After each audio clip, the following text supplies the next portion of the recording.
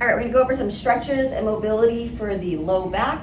This is great, particularly if you have any kind of like spinal stenosis or just some general low back pain.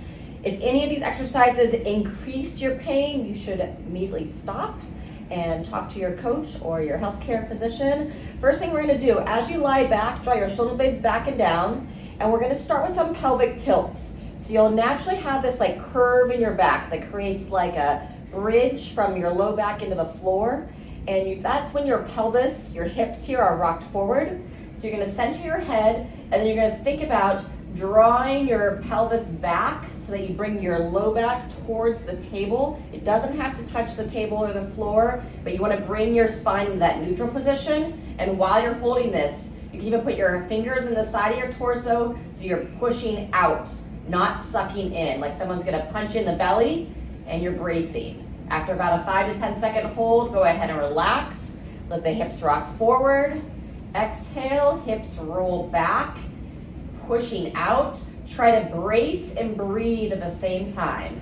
And this is a position that you want to focus to hold throughout the day. So oftentimes when we're standing, we let our hips rock forward. We're not engaging our abs to hold that spine in a neutral position, and that can put undue strain on the low back. We're going to go one more here. Relax.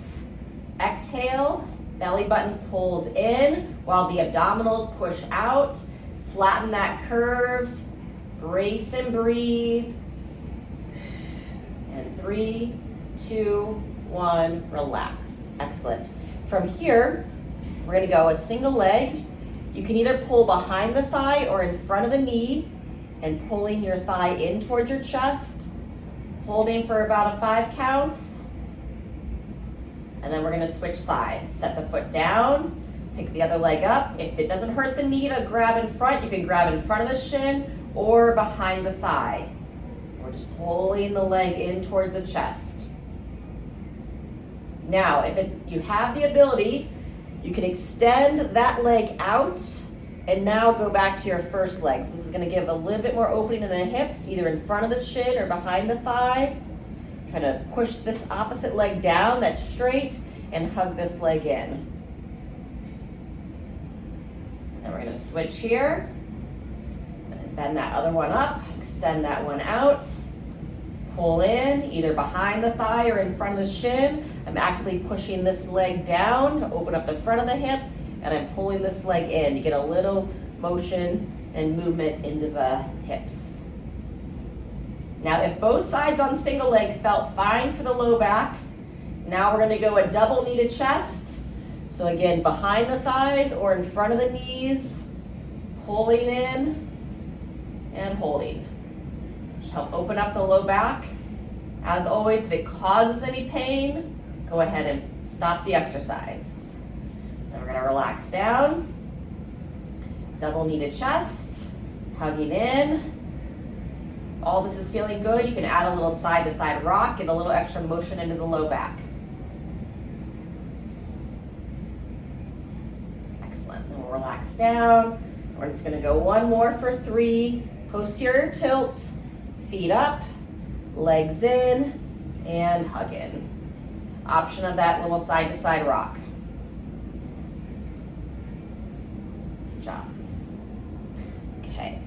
Next, some windshield wipers from your back. So you're gonna keep your feet about hip width apart, and now you're gonna imagine that your legs are like the windshield wipers of the car, and you're gonna drop your knees towards one side of the body, and then bring them up and over, and take them towards the other side of the body. Totally okay to roll off the bottoms of the feet onto the sides of the feet, and you go anywhere from 5 to 10 times on these windshield wipers. Just looking to get some motion into the hips and also into your back.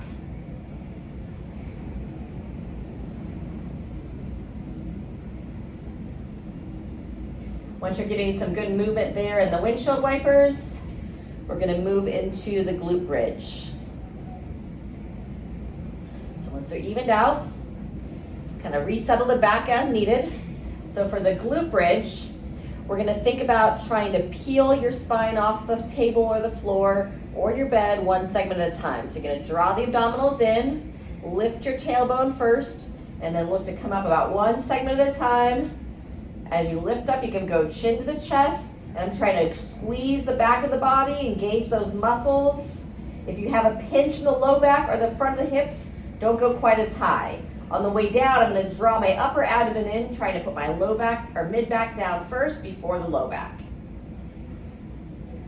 Peel the tailbone off, gently rise up, driving through the feet, squeezing the glutes. It's number 2. We're going to do 5 together. Pull in, lift up, squeeze. You're going to have a hold at the top to really take your time to engage the muscles in the back of the body. Gently coming down. And we're trying to move nice and slow here to try to work to move one segment at a time, trying to wake up your spine, have that mind-body connection. Again, on the way down, think about trying to pull your upper abdomen in first so that the mid-back goes down, and then the low back, and then all the way into the tailbone. Awesome. We're going to go one more time.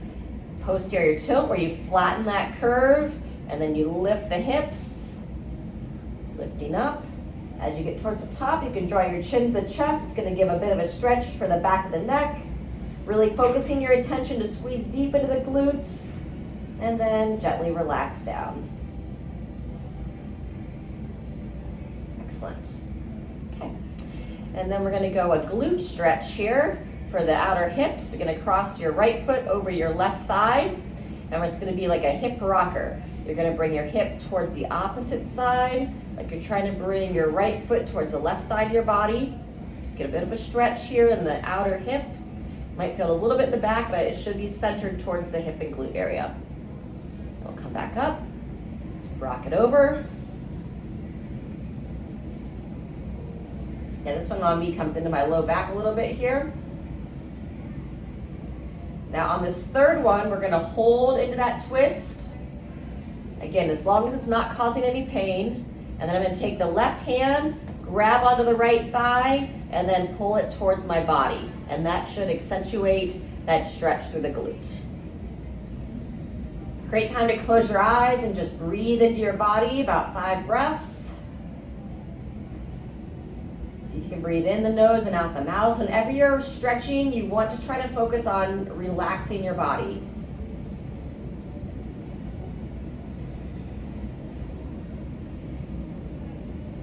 And then when you're ready, you'll gently come out of that stretch, release the thigh, come back to that neutral position.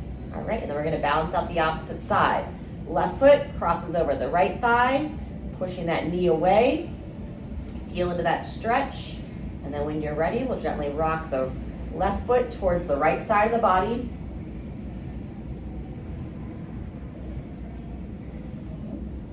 Pausing there, and then pulling up. You'll use your abdominals to pull up. Nice and smooth. Rocking it over.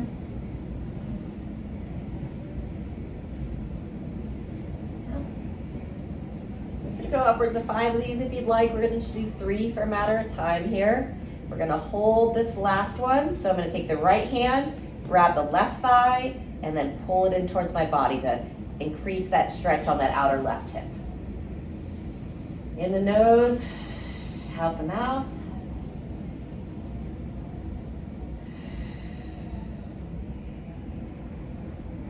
And if you notice that you have more tension on one side of the body than the other, try to stretch the side that has the most tension first, and then you can go back and stretch it an additional time.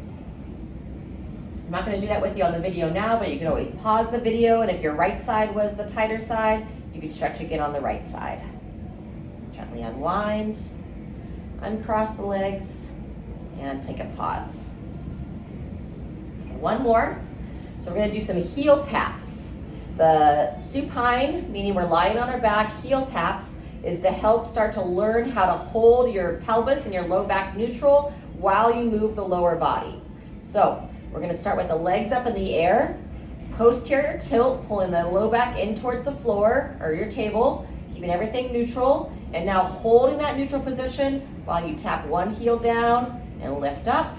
Control the other one down, flexing the foot so you just touch the heel. Control and lift, control and lift. Now, if you feel, again, pain in the back, or if you feel like you can't hold the back neutral, this might be a little bit too much for you right now, and I would go back to that posterior pelvic tilt that we did at the very start of this video if you're watching the video in the sequence. And it looks simple, but it takes a lot more focus than you might realize. So think about posterior tilt the whole time, holding everything tight. Anywhere from 8 to 10, or until you can no longer hold good position.